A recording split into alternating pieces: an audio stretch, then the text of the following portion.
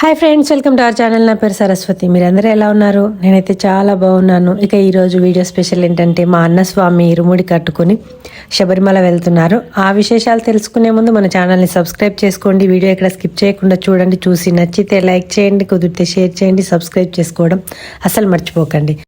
ఇక వివరాల్లోకి వెళ్తే మా అన్న స్వామి మాల వేసుకున్నారని తెలుసు కదా. అయితే మొన్న 5th రోజు, అదే జనవరి 5th రోజు పడి పూజ చేశారు.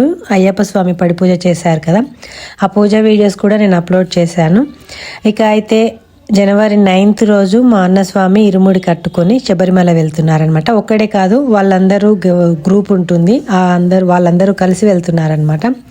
అయితే వీళ్ళు ఎక్కడ కట్టుకుని వెళ్తారు అంటే ప్రగతి నగర్ చెరువు దగ్గర ఒక టెంపుల్ ఉంది, అయ్యప్ప స్వామి టెంపుల్ ఉంది. ఇంకా వేరే చాలా దేవతామూర్తులు ఉంటారు అక్కడ.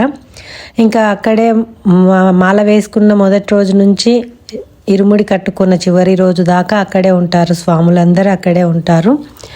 ఇక రోజు ఉదయమే అక్కడ పూజ చేసుకుంటారు, సాయంత్రం అక్కడే పూజ చేసుకుంటారు, రాత్రి అక్కడే ఉంటారనమాట. కంప్లీట్గా మాలలో ఉన్న రోజులు అక్కడే ఉంటారు. అయితే ఇంకా ఇక్కడ వీడియోలో విశేషానికి వస్తే, ఇరుముడి అంటే 2 ముడులు కదా అర్థము. అయితే ఒక ముడిలో, ఒక మూటలో ఏముంటుంది, కొబ్బరికాయ ఉంటుంది, ఇంకొక మూటలో బియ్యం ఉంటుంది.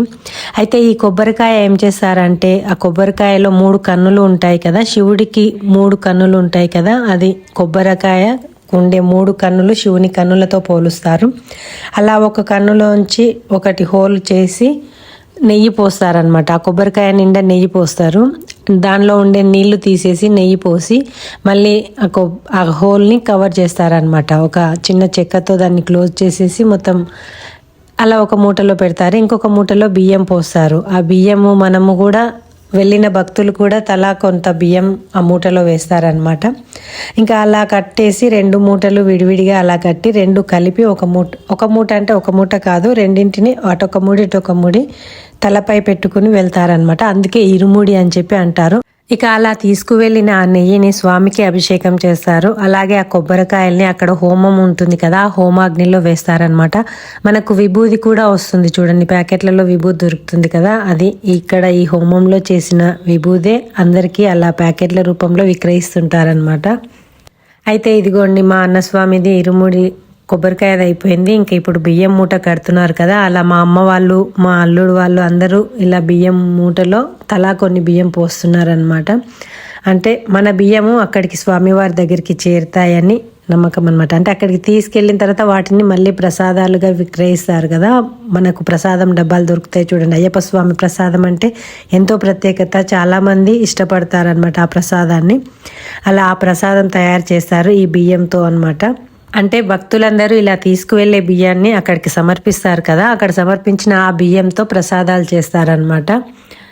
అయితే మా అన్నస్వామి ఇప్పుడు 9th వెళ్తున్నారు కదా, 9th వెళ్ళి జ్యోతి దర్శనం చేసుకుంటారనమాట. అంటే ప్రతి సంవత్సరం జ్యోతి దర్శనానికి వెళ్తారు మా అన్నస్వామి. ఈ సంవత్సరం కూడా అలాగే వెళ్ళి జ్యోతి దర్శనం చేసుకుని వచ్చారు. నేను ఈ వీడియో లేట్గా అప్లోడ్ చేస్తున్నాను.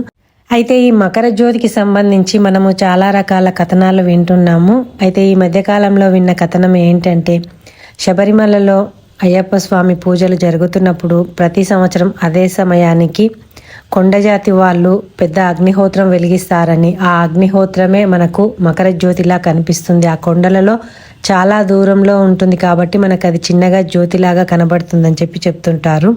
అయితే మీకు తెలిసిన కథనం ఏదైనా ఉంటే అది మీరు కమెంట్ చేయండి. ఇక ఇక్కడ మా అన్నస్వామికి శాలువా కప్పి ఆశీర్వాదం తీసుకుంటుంది మా తేజు వాళ్ళ అమ్మా నాన్నలు.